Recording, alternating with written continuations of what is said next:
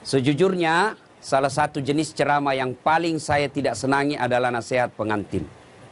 Saya paling tidak senang diundang ceramah nasihat perkawinan. Kenapa? Setiap saya melihat pengantin baru, rasanya saya mau pengantin lagi. Nah, ibu bapak, saudara-saudara sekalian, karena yang menikah ini adalah adik saya, adik ibu yang beda ibu, beda bapak. Andai saja saya tidak bersaudara hanya karena tidak dilahirkan oleh perut yang sama, tapi dalam prinsip-prinsip kehidupan persaudaraan rasanya saya adik saya. Makanya saya datang di tempat ini. Pun bapak ibu kalau melihat ceramah-ceramah saya di YouTube, itulah karyanya si Ali. Di sini dipanggil rupanya VJ. Saya panggilnya Ali. Ya, ibu bapak, saudara-saudara sekalian. Kesempatan ini saya ingin sampaikan beberapa nasihat. Bukan nasihat ustadz, tapi nasihat agama. Yang pertama, kedua mempelai. Nikah, luruskan niat. Umumnya anak muda menikah dia bayangkan tempat tidur. Kalau tempat tidur kau bayangkan untuk menikah, maka siap-siap kau kecewa. Kenapa? Nikmatnya itu hanya sementara. Begitu sebentarnya yang namanya tempat tidur, maka disebut bulan madu. Tidak dikatakan tahun madu. Karena sebentar saja. Maka Nabi katakan nikahilah seseorang karena 4 hal. Yang pertama, nikahi kalau dia laki-laki, Ali, nikahi dia karena kecantikannya. Ini penting cantik. Kenapa? Hampir 24 jam di depan kita. Baru bangun dia. Mau tidur dia lagi di depan kita. Mau makan ada lagi nih di depan kita. Pulang kantor dia lagi. Jadi kalau jelek, cepat kita bosan. Maka penting itu cantik. Ternyata cantik tidak boleh menjadi ukuran utama. Kenapa? Cantik ada batasnya, bahkan zaman digitalisasi sekarang ini bisa jadi cantik di YouTube, cantik di Instagram, cantik di Facebook, ternyata aslinya hancur. Kenapa? Ada kamera 360. Putih mukanya, hitam lehernya. Cantik memang dia kalau di Facebook, tapi ketika diketemu aslinya jelek. Maka kecantikan ada batasnya. Okelah original kecantikannya. Sweet 17 kau cantik, 20 tahun kau cantik, 17 tahun kau cantik, tapi balik itu angka 17. 71 masih cantik, enggak lagi. Biar kau pakai dandanan apa kalau sudah keriput hancur itu cantiknya. Ya, yang kedua kata Nabi, nikahilah dia karena keturunannya. Wajib kita lihat keturunannya, tapi ternyata tidak boleh jadi prioritas. Kenapa? Ada orang bapaknya Nabi, anaknya pengkhianat. Anaknya Nabi Nuh. Ada orang bapaknya pengkhianat, anaknya jadi Nabi Ibrahim alaihissalam. Boleh melihat keturunannya, tapi tidak boleh menjadi prioritas. Kenapa? Karena ada orang bapaknya ulama, anaknya jadi penipu. Yang ketiga kata Nabi, nikahilah seseorang karena kekayaannya. Penting ini kekayaan. Itulah orang Bugis katakan, komelo koma bene mita ko yerong kayu mau decengi. Kalau kau mau menikah, lihat kamu apa yang kamu bisa hidup di situ. Tapi ternyata tidak boleh jadi prioritas. Kenapa? Harga diri seorang laki-laki jangan kau gantungkan hidupmu sama mertuamu. Insyaallah kalau orang Bugis tidak. Bapak saya sempat sampaikan kepada orang tua mempelai, insyaallah bapak tidak dikecewakan oleh saudara Ali. Setahu saya yang selihat secara kasat mata, langka juga laki-laki seperti Ali. Punya prinsip hidup, jujur, dan jangan coba-coba kalau mau dibilang bohong, insya Allah tidak akan bapak temui di situ. Prinsip hidup yang paling penting bagi laki-laki adalah tegas. Ketika dia punya ketegasan, punya prinsip hidup, insya Allah anaknya bapak akan dilindungi. Yang keempat, kata Nabi, nikahi karena agamanya. Bertanya mahasiswa saya di Unhas, Ustadz kenapa agama nomor 4? Mestinya kan nomor 1. Jangan salah paham. Agama betul nomor 4, tapi dia tidak titik di situ. Koma. Utamakan agamanya, karena dengan agama kau dapat semuanya. Mendapat perempuan yang cantik, keturunan baik-baik, anak orang kaya, penghafal Quran, rasanya kalau ada 100 cewek, belum tentu ada 1. Ada yang cantik mukanya, hancur akhlaknya. Ada yang akhlaknya baik, mukanya kesurupan. Jadi untuk cari sempurna ini sangat jarang. Kalau ada perempuan di Dumai ini, ya sudahlah cantik, anak orang kaya, keturunan baik-baik, hafal Quran, kalau ada tunjukkan saya juga masih mau. Iya kan? Sangat susah. Maka Nabi katakan utamakan agamanya. Dengan agama, insya Allah mukanya tidak cantik, tutur kata dan akhlaknya mempercantik itu. Dia tidak kaya tapi akhlaknya baik. Dengan akhlak baik memperkaya dirinya. Dia tidak terlalu keturunan baik-baik tapi dia sendiri yang baik agamanya. Maka dia akan memperbaiki keluarganya. Nah ibu bapak, kita kan mau semuanya. Saya pernah rasakan Pak. Saya dulu sebelum menikah 7 tahun saya sengsara cari istri. Saya cari yang tinggi karena saya pendek. Begitu saya dapat cewek cantik, putih, bersih, tinggi. Saya bilang sama teman saya, enaknya jadi istri ini memperbaiki keturunan. Dia dengar rupanya, dia balik sama saya. Ayo kau rusak keturunanku. Saya cari yang tinggi. Saya cari yang kerja, saya cari yang cantik, keturunan baik-baik. Tidak dapat-dapat. Akhirnya saya luruskan niat saya. Ya Allah, saya cari penghafal Quran. Alhamdulillah saya luruskan niat saya. Dapatlah yang baik, penghafal Quran, keturunan baik-baik, cantik juga. Bahkan saya waktu mau menikah, saya tidak pernah melihatnya, tidak pernah tahu, tidak pernah lihat fotonya. Hanya sekali saya ketemu ibunya, hari Ahad saya ketemu, Jumat saya pergi melamar. Begitu saya lamar, dia bilang ibunya, Alhamdulillah, memang saya ketika haji umroh, saya nasar siapapun yang lamar anakku kalau baik agamanya, saya terima. Dalam hatiku aman, masuk gigi 1. Aman. Alhamdulillah. Maka adik-adik ini yang masih jomblo-jomblo fisabilillah, kalau kau mau menikah jangan lihat cantiknya. Jangan lihat keturunannya baik-baik. Jangan lihat itu saja. Tapi utamakan agamanya, karena dengan agama kau akan dapat semua-semuanya. Nih ya. Yang kedua nasihat buat pengantin. Ya. Nasihat buat pengantin. Besok-besok kalau kau mau bahagia, rumusnya adalah birrul walidain. Muliakan orang tua. Muliakan orang tua. Maka Dinda Ali, selesai kau nikah ini, nasihati istrimu baik-baik. Saya selesai nikah, saya bilang sama istri saya, boleh kau marah sama saya, boleh kau maki-maki saya, boleh kau hina saya, boleh kau lempar kepalaku, yang penting tidak kena. Satu yang tidak boleh, jangan kau pernah hina orang tuaku. Sampaikan itu. Ya, karena kadangkala ada suami durhaka sama orang tuanya, gara-gara istrinya yang tidak bisa menerima takdir orang tuanya. Tuh, camkan baik-baik. Tidak ada kebahagiaan dalam rumah tanggamu kalau orang tuamu kau hina.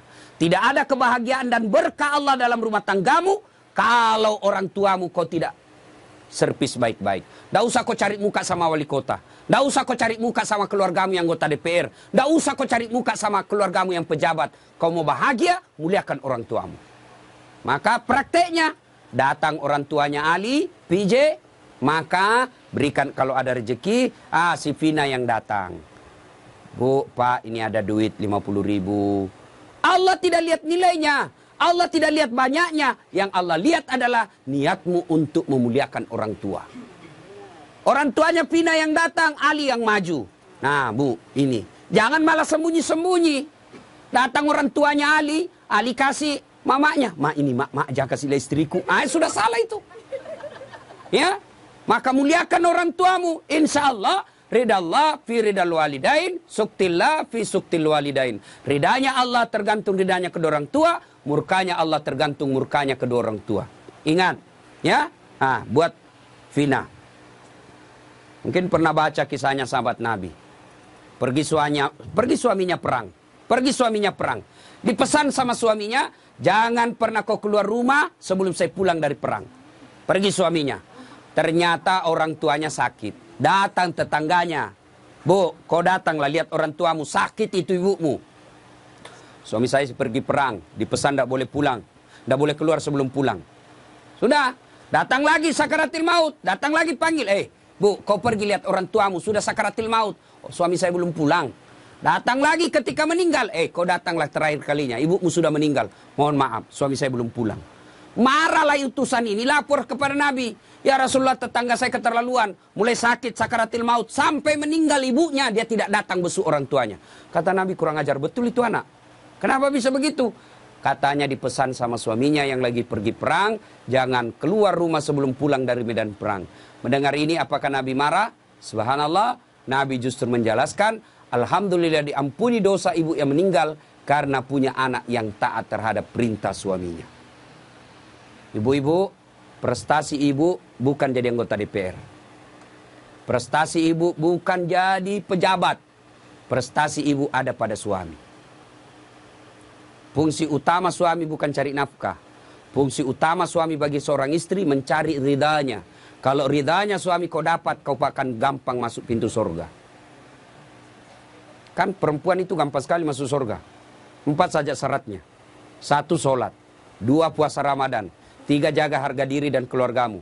4, patuhi perintah suamimu. Kalau ini 4 kau lakukan, kata Nabi, tuh 7 pintu surga, tadkhulul jannati bisalam. Kau masuk pintu surga dari mana arah saja. Kan banyak orang sukses di kantor, hebat kerjanya, banyak duitnya, tapi nalantarkan kewajiban suaminya kepada suaminya, maka demi Allah, kata Nabi, jangankan masuk surga perempuan seperti itu, baunya surga kau tidak dapat. Maka Devina, mulai hari ini, kewajibanmu memuliakan suamimu. Kemana orang tua? Orang tua ketika sudah bertentangan dengan perintah suami, maka lebih utama mengikuti perintah suami. Kenapa? Karena sudah diserahkan ijab kabul. Bapak tadi lihat itu ijab kabul, namanya penyerahan. Ibaratnya, nah Ali, ini mobil saya kasih kau. Silakan kau pakai semau-maumu. Tapi dengan catatan jangan langgar agama. Selama tidak melanggar agama, kau boleh apakan saja ini mobil. Besok-besok ternyata mau diambil mobilnya, tidak boleh lagi. Kenapa? Sudah diserahkan. Kecuali si Ali yang kembalikan itu mobil kepada orang tuanya. Nah, itu ya, lebih utama memuliakan suami. Tapi insya Allah tidak akan pernah terjadi misalnya Vina mau kali saya mau pulang dulu tengok orang tua saya. Tidak mungkin. Tidak usah kau pergi. Tidak mungkin. Tidak mungkin. Selama itu tidak bertentangan agama, insya Allah tidak akan diberatkan. Ibu bapak saudara-saudara sekalian, ini banyak yang saya mau sampaikan tapi waktu yang terbatas ya. Ini nasihat buat pengantin. Sekarang nasihat buat kita ini yang datang. 1, biasanya kalau ada acara pengantin begini banyak yang pulang bawa dosa. Kenapa pulang bawa dosa? Datang mencela acaranya orang. Sampai kue-kuenya pun dicela. Kayak basi. Padahal membungkus. Ibu-ibu Columbus. Tahu Columbus? Kelompok ibu-ibu pembungkus. Tidak boleh ibu bungkus itu makanan kalau ada seperti ini ya. Meskipun ibu saudara sama yang punya cara, besok kita lihat. Tidak boleh ibu. Biasa hilang piring, hilang sendok. Dia bawa dengan piring-piringnya. Itu haram itu ibu. Ibu sama bawa makanan haram ke rumah sama daging babi kau bawa untuk anakmu. Tidak boleh ngambil tanpa izin. Meskipun keluarga kita yang pengantin. Yang kedua, biasanya kalau ada pengantin, banyak yang ibu-ibu tidak sholat. Coba kita lihat besok. Gara-gara apa? Make up. Dia kira tembok mukanya. Coklat, biru, abu-abu, krem. Wah, Masya Allah. Apalagi penyebab ibu banyak tidak sholat. Gara-gara jilbab. Jilbab sakaratil maut. Coklat, biru, abu-abu, kuning, dikasih miring lagi sedikit. Ada kayak pohon-pohon di belakangnya. La haula wala quwwata illa billah. Dia bilang suaminya, kau pergi sholat. Saya kasih habis duit saya 50 juta untuk umrah. Kau pulang umrah tidak sholat. Apa kata istrinya? Kau sadar pak? Saya sadar, saya suruh kau sholat. Pergi sholat. Dia bilang istrinya, ini kau lihat jilbabku 2 jam dipakai ini. Jangan sampai ada seperti itu besok. Bagaimana pengantin mau berkah acaranya kalau lebih banyak tamunya tidak sholat daripada yang sholat. Yang ketiga, biasanya acara pengantin seperti besok, banyak praktek mubasir. Ya, terutama air gelas. Terus saya lihat belum habis, nyucuk lagi gelas yang lain. Ya, jangan habiskan dulu. Itu uang semua yang punya acara. Hanya 1 iris kau bisa makan telur, jangan ambil yang banyak. Ambil 1 tusuk dia bisa makan sate, dia ambil 3 tusuk. 2 tusuk jadi sisa, itu mubasir, uangnya orang sia-sia. Lebih kau nambah daripada kau ngambil banyak-banyak. Ada juga orang pengantin, pergi pengantin itu kayak porsi mengamuk diambil. Besar betul, tinggi betul piringnya, tidak habis juga. Lebih kau nombor, tidak ada yang suruh nombor Ustaz, ya suruh sendiri. Saya biasa kalau sedikit aja dulu saya ambil, ternyata enak, baru saya bilang Ustaz, tambah Ustaz, mari. Coba, jangan sampai kita buang-buang, itu mubasir. Yang keempat, biasanya kalau ada acara pengantin seperti ini, besok kita lihat, biasa banyak tersinggung pulang. Kenapa tersinggung pulang? Merasa tidak dilayani. Ya, jauh-jauh saya dari Pekanbaru, habis duit saya pesawat, sampai di sini tidak diurus dengan baik. Tidak mungkin yang punya acara melayani ibu sepenuh hati. Kenapa? Ya jamaahnya banyak, tamunya banyak, jadi kita ngerti aja. Sampai ada yang pulang ngambek, tidak mau lagi saya ke sana. Kenapa? Setengah mati saya jauh-jauh, pakai baju baru, tidak kena syuting. Gara-gara syuting dia ngambek. Ya, ibu bapak, saudara-saudara sekalian. Nah, akhirnya adik Vina dengan PJ, kamu akan mengalami nanti geger budaya. Ya, persentuhan budaya yang berat. Itu pasti ada konflik, pasti. Ya, kalau tadi selama kau pacaran semua yang enak-enak. Ngomongnya iya kak, iya Dinda, hati-hati ada batu. Itu waktu pacaran. Salam sayang selalu, itu waktu digoda. Tiap malam video call, ya sayangku. Sudah ada anakmu 2 mulai aslinya keluar. Jatuh istrinya, di mana kau simpan matamu dong? Itu kalau mulai asli. Budaya ini akan ikut menentukan. Saya lihat tadi kalau budaya tadi apa itu berbalas pantun. Saya bilang kalau di Sulawesi tidak jadi pengantin kalau begini. Tidak ada yang bisa balas-balas pantun. Ternyata ya inilah budaya. Maka kuncinya adalah sabar. Ya, ketika terjadi konflik dalam rumah tangga 2 rumusnya. Ibu-ibu dengar ini. Ya, ini pengantin-pengantin baru juga kita semuanya. Ada yang baru 10 tahun, ada baru 2 anaknya. Pengantin baru juga namanya ya. Ketika ada masalah, ini kesalahan kita ibu-ibu banyak apa? Ada masalahnya curhatnya di Facebook. Ada masalahnya curhatnya di WhatsApp. Dia berdoa tapi di medsos. Ya Allah lindungi suamiku. Ya Allah bukakan rezekinya suamiku. Sibuk betul itu Tuhan mau baca statusmu. Ketika ada masalah kata Allah dalam Al-Quran, ada masalahmu, suamimu nakal, suamimu selingkuh. Tidak usah curhat sama orang lain. Ini ibu-ibu gampang betul dia curhat sama tetangganya. Ngapain kau cerita masalah rumah tanggamu ke tetangga? Besok-besok ada Vina bertengkar sama suami, jangan terlalu cepat cerita sama orang tua. Langsung kau curhat sama orang tuamu, kau telepon menangis-nangis. Besok 2 minggu kemudian akrab lagi. Apalagi kau sudah ungkap semua kejelekan suamimu. Tidak usah. Ada masalahmu, kata Allah, ista'inu bisabri wassalah. Sabar, perbaiki solatmu, saya yang selesaikan masalahmu. Bagaimana itu sabar? Aplikasinya. Alladzi idza asabatu musibah qalu inna lillahi wa inna ilaihi rajiun. Saya tidak sangka istriku begini. Saya tidak sangka suamiku begini. Saya tidak sangka mertuaku begini. Tapi itulah jodohmu. Maka lebih kau ucapkan inna lillahi wa inna ilaihi rajiun. Banyak rumah tangga yang akhirnya hancur gara-gara terlalu cepat curhat sama orang lain. Curhatnya lebih parah di medsos. 500 temanmu di medsos. 500 yang tahu rahasia keluargamu. Tidak usah kau cerita sama orang lain. Tidak mungkin dia cerita saya Ustaz. Dia masih sepupu saya. Siapa yang menghalangi Nabi dakwah awal-awalnya? Abu Sufyan. Siapa itu Abu Sufyan? Sepupu 1 kalinya Nabi. Tidak mungkinlah dia cerita saya Ustaz. Dia masih saudara saya. Siapa yang dorong Nabi Yusuf masuk ke sumur? Saudaranya. Tidak mungkinlah dia begitu. Dia macik saya, dia pacik saya, saudara bapak saya. Siapa Abu Lahab? Saudaranya bapaknya Nabi. Jadi barangkali ketika kondisi normal rumah tanggamu, tidak ada yang sentimen. Tapi ketika kondisinya lain dari yang biasa, dia lihat rumah tanggamu bahagia. Dia lihat rumah tanggamu kaya. Dia miskin saudaramu. Saudara sekandung. Belum tentu dia baik. Ada namanya dengki. Ini setan masuk. Dia hasutlah kau.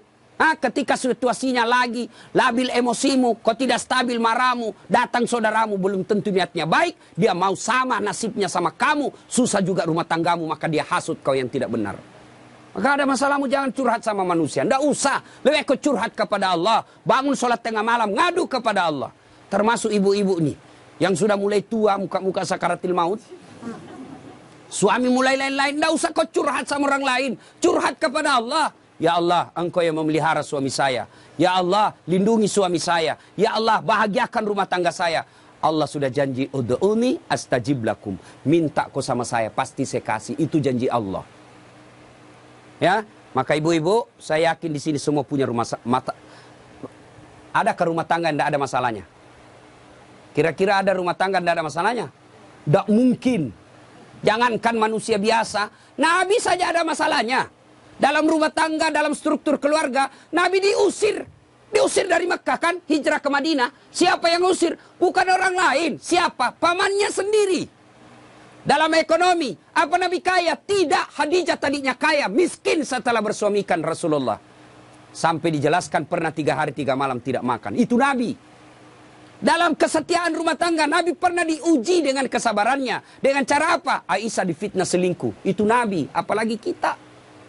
Ada yang bilang sama Ustadz, hebat betul rumah tangganya. Kenapa? Bahagianya rumah tangganya. Kenapa kau tahu? Itu foto-fotonya di Facebook, romantisnya. Ya itu foto di Facebook berapa menit kita bisa bikin. Bodoh itu namanya kalau bertengkar dia share di Facebook. Beleng-beleng namanya itu.